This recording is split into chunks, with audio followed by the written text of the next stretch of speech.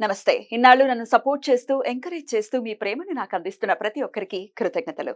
అలాగే ఈ వీడియో కూడా ఖచ్చితంగా మీకు ఉపయోగపడుతుంది. లైక్, షేర్ అండ్ సబ్స్క్రైబ్ చేసి మీ సపోర్ట్‌ని నాకు అందించండి. అలాగే ఈ వీడియో పట్ల మీకున్న అభిప్రాయాన్ని కామెంట్ సెక్షన్‌లో కామెంట్ చేసి తెలియజేయండి. ఇప్పుడు వీడియోని చూద్దాం. నమస్తే. Welcome to our channel. నేను పద్మిని. ప్రస్తుతం మనతో పాటు ప్రముఖ ఆధ్యాత్మికవేత్త, వాస్తు జ్యోతిష పండితులు, న్యూమరాలజిస్ట్ శేషగిరిరావు గారు ఉన్నారు. మాట్లాడదాం. నమస్కారం అండి. నమస్తే అండి. బాగున్నారండి? రాశుల వారీగా ఏ ఏ రాశి వాళ్ళు తమ ఇళ్లల్లో ఏ దిక్కున చాలా జాగ్రత్తగా ఉండాలి అనేది చాలా అద్భుతంగా వివరిస్తూ ఉన్నారు. ధనస్సు రాశి వారు వీళ్ళు ఏ దిక్కును చాలా కేర్ఫుల్ గా డీల్ చేయాల్సి ఉంటుంది. ఒక్కొక్కసారి మనం చూస్తాం చాలా క్యాజువల్ గా చాలా చెత్తనంతా పడేసి దక్షిణంలోనే పడేస్తూ ఉంటాం జనరల్ గా. సో ఎక్కడండి వీళ్ళు ధనుసు రాశి వాళ్ళు ఏ దిక్కున జాగ్రత్తగా ఉండాలి? అవును, ఎందుకంటే ఇక్కడ మనకి వచ్చేప్పటికి ఏంటంటే రాశిలో 9వ రాశి అనేది ధనుర్ రాశి అనేది. సో అంటే పైగా అది గురుడు యొక్క క్షేత్రం అవటం.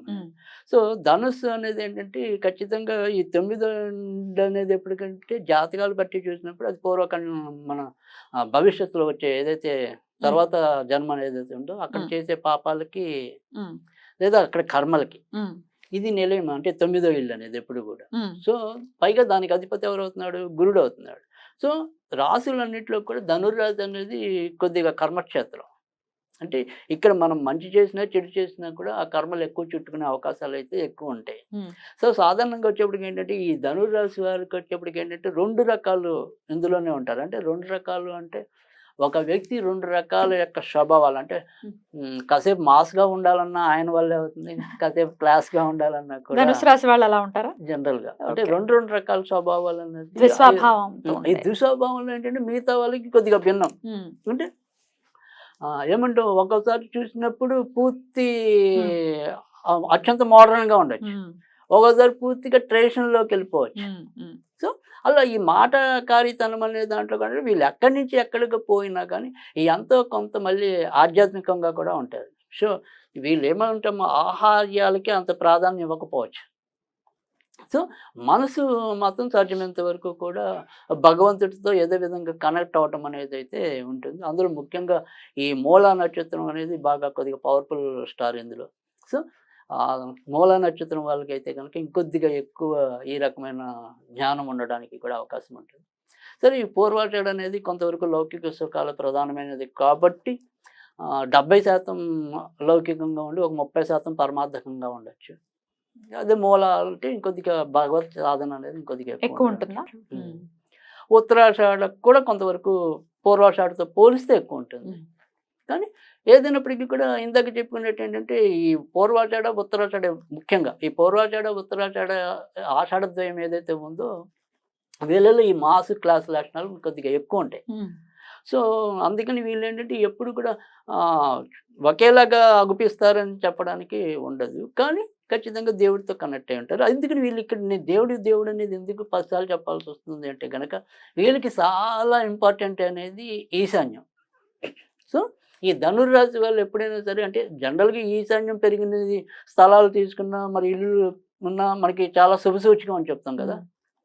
కానీ 100% మేలు చేసేది ఎవరికంటే కనుక ఖచ్చితంగా అది ధనుర్రాశికే ఉంటుంది. సో ఈ ధనుర్రాశి మనం చాలామంది చేసే పొరపాటు ఏంటంటే ఈశాన్యం అన్నప్పుడు ఏంటంటే బరువులు పెట్టమనేది ఓకే, రైటే, ఖచ్చితంగా దేవుణ్ణి పెడతామనేది కూడా ఓకే. కానీ మిగతా గదుల్లో ఈశాన్యాన్ని కరెక్ట్గా మనం పట్టించుకుంటున్నామా? అది కూడా చూసుకోవాలా? అంతేగా, మరి ప్రతి గదికి ఈశాన్యం ఉంటుంది. ప్రతి గదికి మరి ఈశాన్యం ఉంటుంది కాబట్టి అందుకే నేను అంటున్నా అక్కడ ఈశాన్యంలో మనం ఏం పొరపాటు చేస్తున్నాం. సో చాలామంది తెలియక ఏంటంటే మెయిన్గా చూసుకుంటారు, అంతవరకు మనం దేవుడు కరెక్ట్గా ఈశాన్యం మూల ఉన్నాడా లేదా, మనకి ఏమైనా ఈశాన్యం పెరిగిందా తగ్గిందా, ఇలాంటి వాటి మీద ఉండే దృష్టి అనేది ఖచ్చితంగా వాళ్ళ మిగతా గదులు ఈశాన్యం అనేది ఎక్కడైనా ఈశాన్యమే కదా. సో వాళ్ళు ఈశాన్యం అని దేవుడు ఉన్న చోట ఈశాన్యం అనేది కాదు. సరే, ఇక్కడ ఖచ్చితంగా ధనుర్రాశి వారికి అయితే కనుక అది ఏ గది అయినప్పటికీ కూడా మాస్టర్ బెడ్రూమ్ అంటే నైరుతి అన్నంత మాత్రం అక్కడ ఈశాన్యం పాడైపోయి ఉండకూడదు. సో ఖచ్చితంగా అక్కడ ఈశాన్యాన్ని అయితే ఖచ్చితంగా చూసుకోవాలి. తర్వాత రెండోది వచ్చేప్పటికి ఏంటంటే ముఖ్యంగా వచ్చేప్పటికి దక్షిణం కూడా వీళ్ళకి ఎంతో కొంత ఇంపార్టెంట్ ఉంటుంది. ఎందుకంటే లేదంటే ఇటు సంతానపరమైన సమస్యలు ఎక్కువ కలగడానికి ఉంటుంది. అలాగే నా అనుభవంలోకి వచ్చేప్పటికి ఏంటంటే ఎక్కువగా మిథున లగ్నము లేదా మిథున రాశి, తర్వాత ధనుర్ లగ్నము లేదా ధనుర్ రాశి, వీళ్ళకి కొంతవరకు సంతానపరమైన సమస్యలు కూడా మొదట్లో ఎక్కువ ఉంటాయి. అంటే అబార్షన్లు అవుతూ ఉండటం, ఆలస్యం అవుతూ ఉండటం, ఇలాంటి చిక్కులు కొంతవరకు మొదట్లో వీళ్ళు ఎక్కువ ఫేస్ చేసే అవకాశాలు అయితే ఎక్కువ ఉంటాయి. కనుక ఖచ్చితంగా దక్షిణం అనేది జాగ్రత్తగా చూసుకోవాలి. అలాగే ధనుర్రాశిలో పుట్టి ఎవరికైనా సరే ఒకవేళ సంతానం సరిగ్గా కలగట్లేదు అనుకుంటే కనుక ఖచ్చితంగా వాళ్ళ యొక్క దక్షిణాన్ని ఒకసారి వాళ్ళు చెక్ చేసుకోవడం మంచిది. అక్కడ ఏమైనా తప్పులు చేసామా ఏంటి అని. సో అందుకని సాధ్యమైనంత వరకు కూడా వీరు పడమర వాయువ్యం, నైరుతి, పడమర వాయువ్యంలో కూడా పెట్టుకోవచ్చు వీళ్ళు బరువులు. అంటే జనరల్‌గా ఏంటంటే కొన్ని లగ్నాలకి పడమర వాయువ్యంలో మళ్ళీ బరువులు పెరిగితే జనాకర్షణ శక్తి తగ్గిపోతుంది. ముఖ్యంగా వ్యాపార రంగంలో ఉన్న వాళ్ళకైతే గనుక వారి యొక్క వ్యాపారాల్లో ఒడిదుడుకులు ఉంటాయి. సో అందుకని ఒక్కొక్కరికి ఒక్కొక్క స్థానం అనేది నేను మొదటి నుంచి కూడా జనరల్ వాస్తు అనే దాని మీద కంటే కూడా నేను మొత్తం మీద వాళ్ళ జాతకపరమైన వాస్తుకి ఎక్కువ ఇంపార్టెంట్ ఇవ్వటం అనేది మొదటి నుంచి మనం చర్చిస్తుంది. సో ఇక్కడ అందుకని వీళ్ళు ఏంటంటే వీళ్ళకి వాయువ్యం అనేది రోగస్థానం కాబట్టి అక్కడ బరువులు పెట్టచ్చు. సో అందుకని పడమరలో కానీ, పడమర వాయువ్యంలో కానీ, తర్వాత వచ్చేప్పటికి నైరుతిలో కానీ వీటిలో బరువులు పెట్టడం వల్ల కొంత ప్రయోజనం ఉంటుంది. ఇక్కడ దక్షిణంలోకి వచ్చేప్పటికంటే తేలికపాటు బరువులు పెట్టుకోవాలి. ఇలా మరీ పెట్టేయడం అట్లాంటివి కుదరదు.